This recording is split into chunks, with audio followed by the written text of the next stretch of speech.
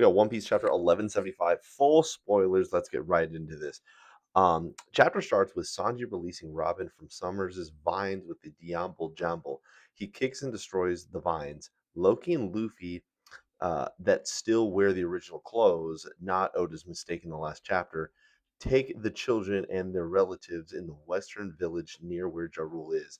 Okay, so obviously there's sometimes where Oda does make a goof. People were calling that out a lot, especially with the outfits. Not a mistake. Summers is furious because the plan has gone away, so he decides to shoot thorns to the children's relatives, who are still very injured from trying to save the children in a little while earlier. But the children decide to line up in front of the relatives and stop the thorns. Ripley, please, Colin, run! I won't. I will protect you, mommy. Unfortunately, fortunately, not unfortunately, fortunately, Zoro arrives just in time and blocks all the thorns. Luffy, good job, Zoro. I knew I can trust you. Haha. Figured that's what you had in mind. Now do it. What the hell? Who is that? He's from my crew, and his name is Zoro. Don't you forget that. Luffy grabs his left hand Luffy grabs with his left hand a lightning bolt from the cloud and uses his right hand as a telescope sight to keep his eye on Summers. Then Luffy attacks Summers with a new technique, Gum Gum no Thor rifle. So, White Thunder rotating bullet. So he uses back in Dressrosa, obviously with like the Gear 5 Toon Force attached, where he got you right in his sights, right? And then just fucking yoinks a lightning beam and then combines it. So epic. In a effing epic double spread, Luffy's giant punch hits savagely Summers' body and electrocutes him at the same time. The attack is so powerful that Summers' body breaks into pieces. We see how Summer loses his teeth and his face splits into several parts. But Summer's suffering does not end here. In another amazing double panel, Loki stomps on Summers. Lol. Makes me wonder if he transformed back, right? Unless he's in this giant form. Then, in a little flashback, Drool remembers what happened to Loki when he left the Otterus castle after he killed Harold. Jarul explains what the fruit Loki ate to Gaban and Shanks's. Loki ate the Rio Rio no Mi, the dragon fruit, mythical type Mottle Nidhogg. Whoever eats it will obtain a form of the world's largest dragon. However, the limit is how large one can get wielding its power depending on the user's original size.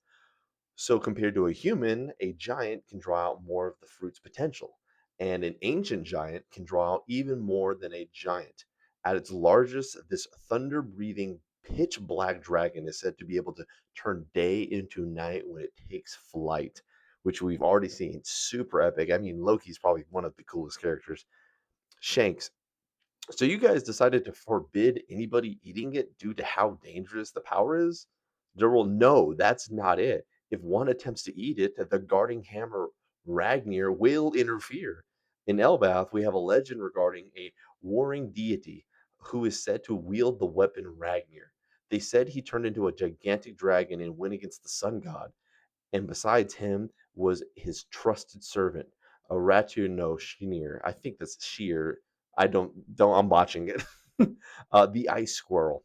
Then, and when the warring deity died, Rato, I'm just going to say Ratata Nishneer, spirit passed on to the master's hammer, and ever since Ragnir has protected the Akaino no Mi until someone powerful enough could inherit it. Back to the present. So this was all a flashback. Gabon and Shank spent a lot of time there, so a lot of this lore is like just kind of for us to pick up where they all left off. Because again, they're in their own world. They're already acting. However, they're gonna go. Like again, Shanks has been living this double life. Sure, he understands and has the knowledge of this. And Gabon literally lives in Elbath, so of course they would understand this. They were just finally letting us, the reader, catch up to this. Back to the present. Loki is focused now uh, in the MMA monsters. In the absolute epic double page of the chapter, Loki shoots a massive lightning attack from his mouth called Thorheim, um, which means Thunder World. The attack creates a huge explosion with a normal and Black Lightning and destroys most of the MMA monsters. The chapter ends with Emu slash Gunko looking at Loki and Luffy and Ragnar as the MMA monsters are vanishing. Then there is a change of scene to Mary Jo. Real Emu is standing in the room of flowers, and we see Emu's furious eyes in the last panel of the chapter. I see, Nidhogg. That's where you've been all this time.